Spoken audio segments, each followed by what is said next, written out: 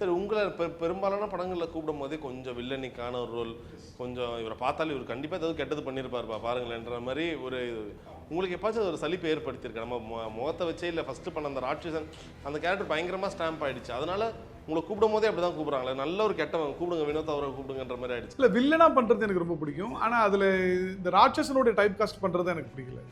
அது தொடர்ந்து ஒரு மாதிரி விமனைசராக காட்டுறதுன்றது வந்து நான் இப்போ குரங்கு பொம்மை பண்ணேன், வண்டையில் பண்ணேன், ஒன்று அந்த மாதிரி பண்ணிகிட்டு இருக்கும் போது இப்போ அடுத்தடுத்த படம் இப்போ சூர்யா சார் படம் கருப்பு பண்ணியிருக்கோம். இப்போ பெரிய பெரிய படங்கள் இப்போ வரும்போது ரொம்ப சர்ப்ரைஸாக சந்தோஷமாக இருக்குது. நம்ம ஒரு ரூட்டில் போனோம், இப்படி போகணும் அப்படின்னு நினச்சோம், அது ஒரு பாட்டுக்கு ஒரு ரூட்டில் நடக்குது. சார், இப்போது யோகி பாபு சார் கிட்ட வந்து ஒரு ஆங்கர் கேட்டிருப்பார் ஒரு இன்டர்வியூவில், இன்னும் கையில் கயிறு அதிகமாகிட்டே போதே நாளுக்கு நாளுன்னு. அவர் கொஞ்சம் டென்ஷனாகவே சொல்லியிருப்பார், சாமி விஷயம் இதெல்லாம் கேட்காதுன்னு. அவர் அது என்ன காட்டுதுன்னா, அவர் எந்த அளவுக்கு தெய்வீக பக்தி, நார்மலாக பக்தியை தாண்டி ஒரு விஷயம் எனக்கு கடவுள் கொடுக்குறாங்க, நானும் கடவுள்கிட்ட அட்டாச்சாக இருக்கிறது தான் காட்டுது. நிஜ வாழ்க்கையிலையும் அவர் அப்படி தானே, ஆன் ஸ்பாட்லேயும் அப்படி தான் இருப்பாரா? அவரோட கேரவன் நீங்கள் உள்ளே போனீங்கன்னு வச்சுங்க, ஒரு கோயில் மாதிரியே இருக்கும். இப்போ இந்த படத்துக்கு மேலே ஒரு ஸ்டாம்பு மாதிரி ஒன்று குத்திருக்கீங்க, அந்த மாதிரி என்ன ஆயிடுச்சு, எல்லா படத்துக்கு மேலே ஒரு ஸ்டாம்பு குத்தி தான் வெளியே அனுப்புகிறாங்க. ஆஹா, இது வந்து ஏதோ ஒரு கட்சிக்காரங்க காசு கொடுத்து பினாமி பேரில் எடுக்கப்பட்ட ஒரு படம். ஆக்சுவலி படங்களாக பார்க்குறது தான் ஆரோக்கியமான விஷயம். ஏன்னா முன்னாடியெல்லாம் அப்படி தானே இருந்தது. அது இப்போ சமீபமாக தானே அந்த மாதிரி பிரச்சனை எல்லாம் வந்தது. இப்போ காந்தாராவே உதாரணம் ஏன் சொல்கிறாங்க அப்படின்னா, அது நம்மளுடைய கல்ச்சர், அதோடைய வாழ்வியலாக இருந்தது. அது ஒருத்தரோட நம்பிக்கை. அது உங்களுக்கு அது பிடிக்கலன்னா சரி, ஓகே, விட்டு விலகின, அது விமர்சனம் பண்ண வேணாம்ல. Max Gold, cash for gold. Call 044-4545-4545. Periyar Maniammai Institute of Science and Technology, Tanjavur. Aerospace engineering with specialization in unmanned aerial vehicle. Doctor Srivarma's wellness Guruji ஆயுர்வேத மருத்துவ முகாமில் பங்கு பெற 9500946664 என்ற எண்ணை தொடர்பு கொள்ளவும்.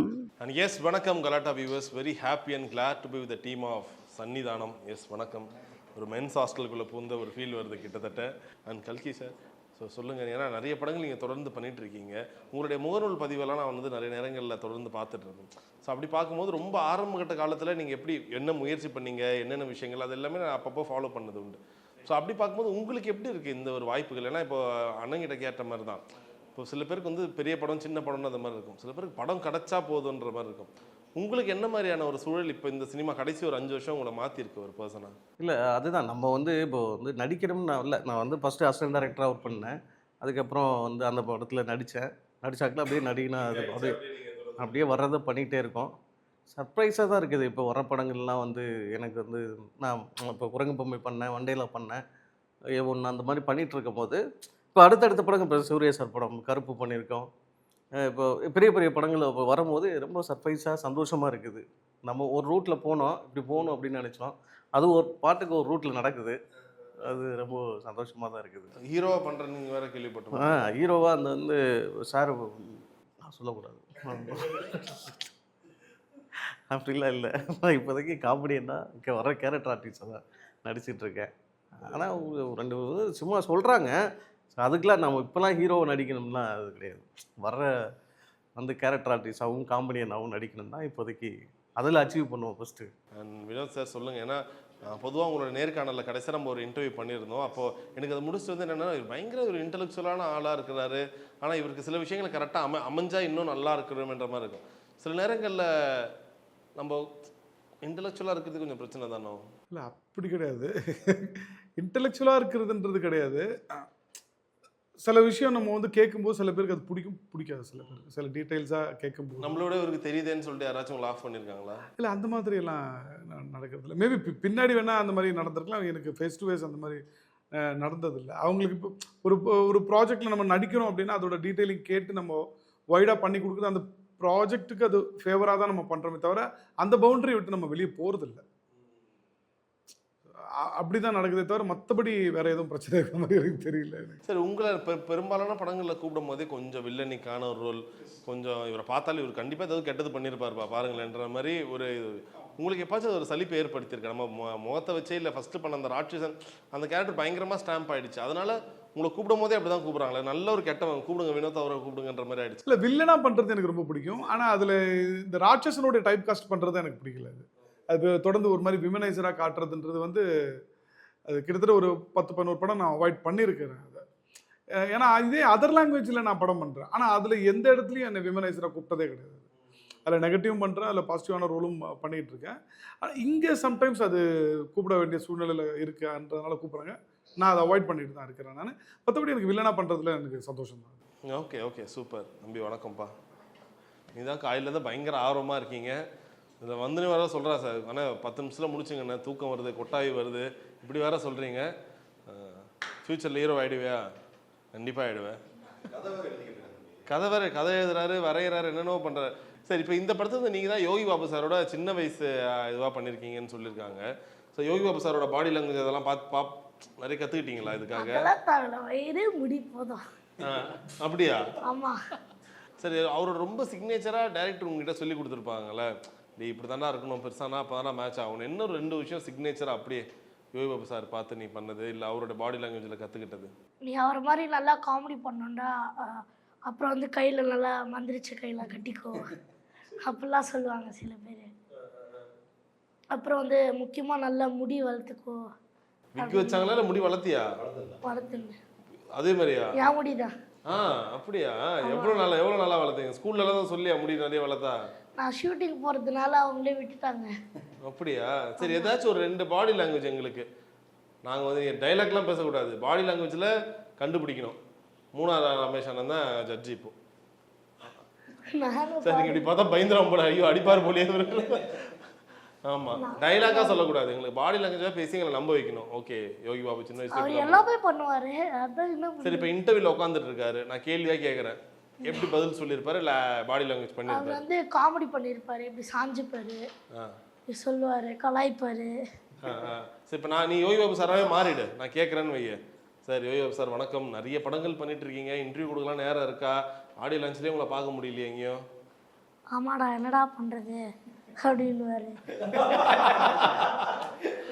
சார், இப்போ ஒரு இன்டர்வியூவில் கூட ஒருத்தர் கேட்டு அவர்கிட்ட பயங்கரமாக பதில் வர வாங்கினார். சார், நிறைய கயிறுலாம் கட்டியிருக்கீங்க, எல்லாம் பண்ணியிருக்கீங்க, நீங்கள் ரொம்ப தெய்வ பக்தியால சார்? ஆமாடா. ஆமாம் அப்படின்னுவாரு. சார், இந்த படத்தில் உங்களை மாதிரி இந்த படத்தில் உங்களை மாதிரி ஒரு சின்ன வயசு பையன் நடிச்சிருக்கானே, வேற ஏதாவது ஒரு பையனை போட்டிருக்கலான்னு எல்லாம் பேசுகிறாங்க. ஆனால் அப்படிதான் வந்துனே இருப்பான் எல்லா படத்துக்கும். நான் என்ன படம் நடிக்கிறேன்னா அங்கே வந்துடுவாங்க. அந்த பையன் அந்த வேற பையனை போடலான்னு சொல்கிறாங்களே சார், ஏன் இந்த பையனை போட்டீங்க? போடலாம் தான், என்ன பண்ணுறது அப்படின்னு. வேற ஆப்ஷன் கிடையாது. சரி சரி, சூப்பர். படம் வந்தோடனே கண்டிப்பாக அவர் பார்த்துட்டு உன்னை பாராட்டுவார். சூப்பர். அந்த அது ஏற்கனவே அவர் கூட நடிச்சிருக்கேன், லக்கி மேன். ஆமாம், லக்கி மேன் தான் ஃபர்ஸ்ட் படம் நடிச்சால. சரி, யோகி பாபு சாருக்காக நீங்கள் வயிறு ரெடி பண்ணீங்களா, இல்லை வயிறுக்காக தான் யோகி பாபு சாரை மேட்ச் பண்ணாங்களா? வயிறுக்காக தான்.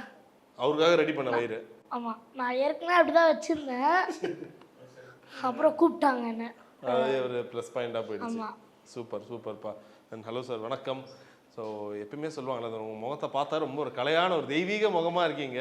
ஏன்னா படத்தோட டேரக்டர்லாம் சொல்லியிருந்தார், இவர் வந்து ஒரு பயங்கர ஒரு சீக்ரெட்டான ஒரு கேரக்டர் பண்ணியிருக்காரு அதுன்ற மாதிரி சொல்லியிருக்காங்க. ரீசெண்டாக ஐ திங்க் மல்லிகாபுரம்னு ஒரு படம், மலையாள படம் ஒன்று, மாளிகைபுரம் கரெக்டாக, அது மாளிகைபுரம் படம் ரிலீஸ் ஆயிடுச்சு. அந்த படம் ரிலீஸ் ஆகிட்ட பிறகு அந்த படத்தில் நடித்தவரை வந்து கிட்டத்தட்ட அங்கே இதை நான் ரிவீல் பண்ணணும்னு இல்லை, எனக்கு தோணுது உங்கள் முகம் பாவனை அந்த ஒரு ஹேர் ஸ்டைல்லாம் பார்க்கும்போது, அதுக்காக நான் கேட்குறேன். ஒரு கிட்டத்தட்ட பார்க்கும்போது அவரை வந்து எல்லாருமே ஐயப்பனாவே பார்க்க ஆரம்பிச்சாங்களாம். ஸோ உங்களுக்கு எப்படி இருந்துச்சு இந்த மாதிரி இந்த படம் பண்ணும்போது? ஒரு டிவைனான ஒரு படம் பண்ணுறீங்க, நார்மலான ஒரு மற்ற ஒரு ஆக்டர்லேருந்து நீங்கள் இந்த படத்துக்காக என்ன ஒரு விஷயம் மாற்றிக்கிட்டீங்க? அதான் மற்ற படங்கள்லாம் பார்த்தீங்கன்னா நிறைய நெகட்டிவ் ரோல்ஸ் தான் பண்ணியிருக்கேன், மோஸ்ட்லி நெகட்டிவ். அடங்குமாறு பிளாக் வந்து கொஞ்சம் பாசிட்டிவான ரோல். இப்போ எடுக்கிறது எல்லாமே பாசிட்டிவ் ரோல்ஸ் தான் எடுக்கிறேன். அந்த மாதிரி அடங்குமாறு பேட்டர்ன் ஸ்டாப் பண்ணிட்டேன். ஸோ இது வந்து ஒரு டிவைன்ஃபுல்லான ஒரு படம் வரப்போ எனக்கு ஒரு பிளெஸிங்காக தான் பார்த்தேன் நான். ஸோ மெயினாக எனக்கு ஒரு, ஏன்னா அந்த மாதிரி அமையணும் ஃபஸ்ட்டு. ஸோ ஒரு ரொம்ப மெயினான கேரக்டர் நீங்கள் சொன்ன மாதிரி ரிவீல் பண்ண முடியாது, பட் ஒரு பிளெஸ்டான ஒரு கேரக்டர் தான் நான் சொல்லுவேன். எனக்கு கண்டிப்பாக வந்து அது இம்பாக்ட் ஆகும். ஏன்னா இப்போ இந்த படத்துக்கு மேலே ஒரு ஸ்டாம்ப் மாதிரி ஒன்று குத்திருக்கீங்க. அந்த மாதிரி என்ன ஆயிடுச்சு, எல்லா படத்துக்கு மேலே ஒரு ஸ்டாம்பு குத்தி தான் வெளியே அனுப்புகிறாங்க. ஆஹா, இது வந்து ஏதோ ஒரு கட்சிக்காரங்க காசு கொடுத்து பினாமி பேரில் எடுக்கப்பட்ட ஒரு படம் அந்த மாதிரி. ஓகே, ஏதோ எப்படி சொல்லிடுறாங்கன்னா, ஓகே சப்ஜெக்டிவாக இதை எடுக்கிறாங்க, யாரோ சொல்லி இந்துத்துவாவாக படம் எடுக்கிறாங்க, இது தான் இந்துத்துவா, ஆப்போசிட்டாக எடுத்தால் இந்துத்துவாக்கு ஆப்போசிட். ஸோ இந்த மாதிரி நிறைய பிரச்சனைகள்லாம் அது சொல்கிறாங்கல்ல, ஸோ அதுக்கு எப்படி பார்க்குறீங்க? ஆக்சுவலி படங்களாக பார்க்குறது தான் ஆரோக்கியமான விஷயம். ஏன்னா முன்னாடியெல்லாம் அப்படி தானே இருந்தது. அது இப்போ சமீபமாக தானே அந்த மாதிரி பிரச்சனையெல்லாம் வந்தது. இப்போ காந்தாராவே உதாரணம் ஏன் சொல்கிறாங்க அப்படின்னா, அது நம்மளுடைய கல்ச்சர், அதனுடைய வாழ்வியலாக இருந்தது. அது ஒருத்தரோட நம்பிக்கை. அது உங்களுக்கு அது பிடிக்கலன்னா சரி ஓகே விட்டு விலகின, அது விமர்சனம் பண்ண வேணாம்ல. அதை ரசிக்கிறவங்க ஆளுங்க இருக்காங்க இல்லையா இன்னும். அது ரசிக்கிற ஆடியன்ஸ் இருக்கிறதுனால தானே காந்தார் அவ்வளோ பெரிய வெற்றி, இன்னைக்கு கருப்பு அவ்வளோ வெற்றி. அந்த காரணம் என்ன? அந்த நம்பிக்கை இருக்கு. எஸ். ஸோ அந்த நம்பிக்கை இருக்கு இல்லையா? ஸோ அந்த நம்பிக்கை இருக்குன்னா ஒருத்தரோட நம்பிக்கையை நம்ம விமர்சனம் பண்ண வேணாம்னு நினைக்கிறேன். Right right sir. நீங்கள் பார்த்ததில் சின்ன வயசுலேருந்து எல்லாருக்குமே ஃபேவரட்டான சாமி படம் டிவைன் மூவி இருக்கும்ல. ஸோ அப்படி உங்களுக்கு ரொம்ப ஃபேவரட்டான ஒரு சாமி படம்னா என்ன? எத்தனை வாட்டி போட்டாலும் பார்ப்பேன் அது. இப்போ என்ன கேட்டால் அம்மன் சொல்லுவோம். அம்மன் வந்து எத்தனை வாட்டி போட்டாலும் அந்த ஸ்டார்டிங் ரம்யா கிருஷ்ணன் பார்க்கும்போதே இந்த ஒரு பயம் வரும். கண்ணாத்தாலாம் செம்மையாக இருக்கும். Vivek sir Vadivel sir comedy பயங்கரமாக இருக்கும். உங்களை மாதிரி ஒருத்தர் இருப்பாருண்ணே, ஜாண்டா. ஆமாம், ஜண்டா சண்டா. அது அம்மன்ல அது அம்மன். ரைட். இல்லை கண்ணாத்தா அது எல்லாம் அந்த டயத்தில் நிறைய பார்த்தோமா. உங்களுக்கு சார் அது மாதிரிலாம் ஸ்ரீராகவேந்தர் ரொம்ப பிடிக்கும். ஸ்ரீராகவேந்திரா ரஜினி சார் அது ரொம்ப எத்தனை வாட்டி வேணா அது அந்த படத்தை பார்க்கலாம். ஆமாம்ல, அது ஒரு மாதிரி டிவைன்லேயே அது சூப்பராக காமிச்சிருப்பாங்க. ஆமாம், ஏன்னா இப்போ ராகவேந்தர் வந்து ஒரு கும்பகோணத்தில் இருந்த ஒரு தமிழன்னு நிறைய பேருக்கு தெரியாது. நிறைய பேர் அவர் அங்கே துங்கபத்ரால அந்த பூனேயில் இருக்கிறதுனால ராகவேந்திர சாமி வந்து ஒரு நார்த் இந்தியன் நினச்சிக்கிட்டு இருக்காங்க. அவர் ஒரு கும்பகோணத்தில் பிறந்த ஒரு தமிழர்னு யாருக்குமே தெரியாது. சின்ன வயசுலேயே அந்த படம் பிடிக்குமாண்ணே? ரொம்ப பிடிக்கும். எனக்குலாம் கண்ணாத்தா இது மாதிரி தான் பிடிச்சிருந்துச்சு. சின்ன வயசுலேயே உங்களுக்கு அப்படி பிடிக்குன்னா இப்போ மெச்சூர்டாக அவர்கிட்ட நிறைய கற்றுக்கணும். தம்பி நீ பார்த்துருக்கியாப்பா சாமி படத்தில் உங்களுக்கு பிடிச்ச படம் என்ன? காந்தாரா. வேற ஏதாச்சும் நம்ம பக்கம் வாங்க கொஞ்சம். வேற பார்த்ததே இல்லை. சீடனும் அதே மாதிரி தானே.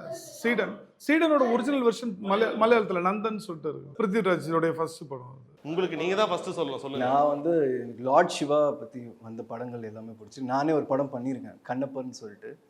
கண்ணப்பர், ஆமாம், அது ஷார்ட் ஃபிலிம் பண்ணியிருந்தேன். ஸோ அது வந்து பார்த்திங்கன்னா எல்லா மகாசிவராத்திரி அப்போ ஏதாவது ஒரு டெம்பிளில் ஸ்க்ரீன் பண்ணுவாங்க. ஸோ எனக்கு அந்த லார்ட் சிவா பற்றியான படங்கள் ரொம்ப பிடிக்கும். Right sir. இது ஐயப்பன் சம்மந்தப்பட்ட படம்னு சொல்லும் போது எப்பவுமே ஐயப்பான்னு சொல்லாமே பயங்கர கான்ட்ரவர்சி இருந்துக்கிட்டே இருக்கும்.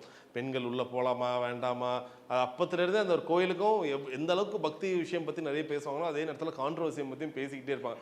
அங்கே பம்பையில் போகிற கூட்டமாக இருக்கட்டும், கடைசி 2-3 வருஷம் வந்து அந்த கூட்டத்தை யாராலும் கட்டேப்படுத்த முடியாது. இன்னொரு விஷயம் உங்களுக்கு ரொம்ப ஆச்சரியமாக இருந்துச்சு இந்த படம் மூலமாக. இப்போ டைரக்டர் கதையாக சொல்லும் போதோ இல்லை நீ அதை பற்றி கேள்விப்படும் போதோ, இப்படி இதுக்குள்ளே ஒரு விஷயம் இருக்கா, இந்த மாதிரி கூட இருக்கான்னு சொல்லிட்டு உங்களை ஆச்சரியப்படுத்துகிற விஷயம்னா என்ன? இல்லை, முக்கியமாக நினைப்போம் நம்ம சாமி படம்ன்றது வந்து பார்த்தீங்கன்னா நவீன், நம்ம பொதுவாக பார்த்துட்டே தான் வந்துட்டுருக்கோம்.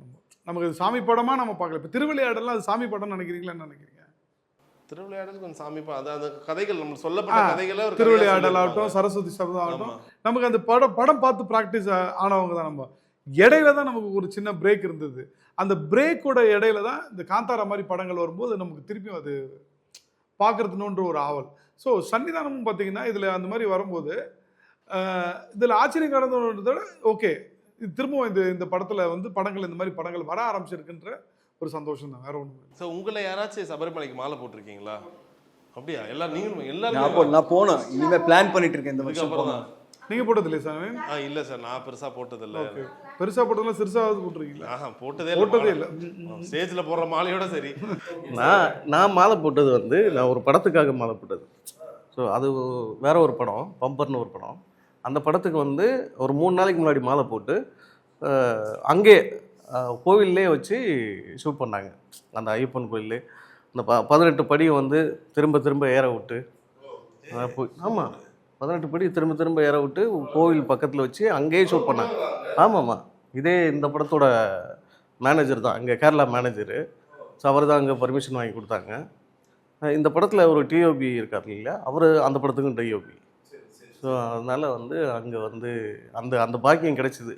ஸோ மலையை விட்டு கீழே வரும்போது நான் வினோத் பாரதி கீழே வரும்போது ப்ரொடியூசர் பேமெண்ட்டும் போட்டு விட்டார். சாமியும் பார்க்க வச்சு மாலை போட வச்சு. ஆமாம் ஆமாம்.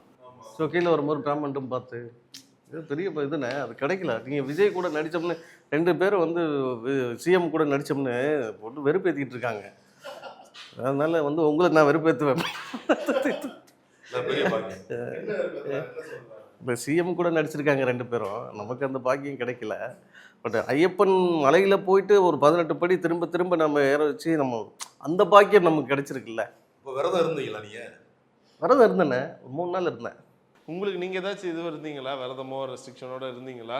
இல்லை, நான் அந்த ஷூட்டிங் டைமில் நான் எதுவுமே சாப்பிடுவேன். யூஸ்வலாக நான் அதிகமாக வெஜ் தான் சாப்பிடுவேன். ஷூட்டிங் டைமில் நான் வந்து ப்ரே பண்ணிவிட்டு கரெக்டாக தான் இருந்தேன். உங்களுக்கு ஏதாச்சும் மிராக்கல் நடந்திருக்கா இந்த படம் ஷூட்டிங்லாம் முடிச்சிட்ட பிறகோ இல்லை? இல்லை, இந்த படமே எனக்கு ஒரு மிராக்கல் தான். நான் அதான் சொல்ல வரேன். ஏன்னா எனக்கு ஸ்பிரிச்சுவல் படம் கிடைக்கிறதே வந்து கஷ்டம். ஸோ நான் அதை ரொம்ப பெரிய பிளெஸிங்காக தான் பார்க்குறேன். அவர் பேசினதுலேருந்தே தெரியும் உங்களுக்கு அவர் என்ன கேரக்டர் பண்ணியிருக்காரு அப்படின்னு. ஆமாம், இல்லை அவர் முகமே நல்ல ஒரு பிரகாசமாக இருக்குது இந்த படத்துல இருந்து. இதுக்கு முன்னாடி பார்த்ததுலேருந்து இப்போது உங்கள் முகமே ஒரு மாதிரி பயங்கர பிரைட்டாக இருக்குது. சார், இப்போது யோகி பாபு சார் கிட்ட வந்து ஒரு ஆங்கர் கேட்டிருப்பார் ஒரு இன்டர்வியூவில், இன்னும் கையில் கயிறு அதிகமாகிட்டே போதே நாளுக்கு நாளுன்னு. அவர் கொஞ்சம் டென்ஷனாகவே சொல்லியிருப்பார், இது சாமி விஷயம் இதெல்லாம் கேட்காதுன்னு. அவர் அது என்ன காட்டுதுன்னா, அவர் எந்த அளவுக்கு தெய்வீக பக்தி, நார்மலாக பக்தியை தாண்டி ஒரு விஷயம் எனக்கு அது கடவுள் கொடுக்குறாங்க, நானும் கடவுள்கிட்ட அட்டாச்சாக இருக்கிறது தான் காட்டுது. நிஜ வாழ்க்கையிலையும் அவர் அப்படி தானே, ஆன் ஸ்பாட்லேயும் அப்படி தான் இருப்பாரா? அவரோட கேரவன் நீங்கள் உள்ளே போனீங்கன்னு வச்சுங்க, ஒரு கோயில் மாதிரியே இருக்கும். கேரவன் இல்லையா? ஆமாம். ஆக்சுவலாக இந்த படத்துக்கு வந்து ஆல்ரெடி பேசிட்டாங்க. நான் வந்து யோகி பவனுக்கு கால் பண்ணேன்.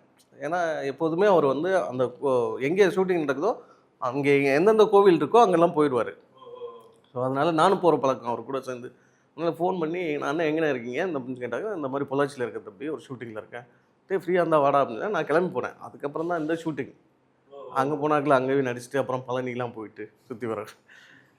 ஏன்னா அவர் கூட போகிறனால என்ன ஸ்பெஷல்னா, எல்லாரும் ஒரு செலிப்ரிட்டி சொல்லிட்டு உள்ளே சாமிக்கிட்ட கூட்டி கொண்டு உட்கார வச்சுருவாங்க. ஸோ அது வந்து அவர் கூட போகும்போது நமக்கு முருக பக்தர் அவர். ரைட். ஸோ உங்களுக்கு என்ன ஒரு மாற்றம் இந்த படம் கொடுக்கும் நீங்கள் நம்புறீங்க? ஏன்னா இதுக்கு முன்னாடி வில்லனா அந்த மாதிரி ஸ்டீரியோ டைப் பண்ணிட்டு இருந்தாங்க. ஸோ சன்னிதானம் உங்களுக்கு எனக்கு வந்து ஒரு எப்படி சொல்கிறது, ஒரு டிவைன் ஃபுல்லான ஒரு பேர் தான் கிடைக்க போகுது. அது நான் அப்படி தான் எடுத்துக்கணும். நல்ல பாசிட்டிவான ஒரு கை எடுத்து கும்பிட்ற மாதிரி நல்ல ஒரு கேரக்டர் பண்ணியிருக்காங்க. ரைட். ஸோ இது என்ன தெரிஞ்சு நம்ம சன்னிதானம் P.O.னா போஸ்ட் ஆஃபீஸ், அது போஸ்ட் ஆஃபீஸ், சன்னிதானம் போஸ்ட் ஆஃபீஸ். முன்னாடி நம்ம நவீன் முன்னாடியெல்லாம் நம்ம லெட்டர் எழுதும்போது அந்த மாதிரி ஒரு கல்ச்சர் இருந்தது. எந்த பிஓ அப்படின்வாங்க. அந்த ஏரியாவை வந்து நம்ம எந்த பிஓன்னு கேட்டு தான் நம்ம தபால் கலாச்சாரமே கம்மியா இல்லை, சுத்தமா இல்லை. Right. Okay sir, all right and fantastic. Because ஏன்னா இப்போ இருக்க காலகட்டத்தில் ரொம்ப ஒரு அடிதடி சண்டை அந்த மாதிரி படங்களுக்கு தான் இப்போ இன்னும் மவுஸ் அதிகமாகிடுச்சு. ஸோ அந்த காலகட்டத்தில் ஒரு டிவைன்ஃபுல்லான ஒரு படம் பண்ணியிருக்கீங்க. ஸோ கண்டிப்பாக மக்களுக்கும் இந்த ஒரு படம் ஒரு பெரிய ஒரு அமைதியும் ஆனந்தத்தையும் கொடுக்கும். உங்கள் எல்லாரோட நேரத்துக்கு மிகப்பெரிய நன்றிகள், வாழ்த்துக்கள். Thank you sir. Thank you. Max Gold, cash for gold. Call 044-4545-4545. Periyar Maniammai Institute of Science and Technology, Tanjavur. Aerospace engineering with specialization in unmanned aerial vehicle. Doctor Srivarma's wellness Guruji ஆயுர்வேத மருத்துவ முகாமில் பங்கு பெற 9500946634 என்ற எண்ணை தொடர்பு கொள்ளவும்.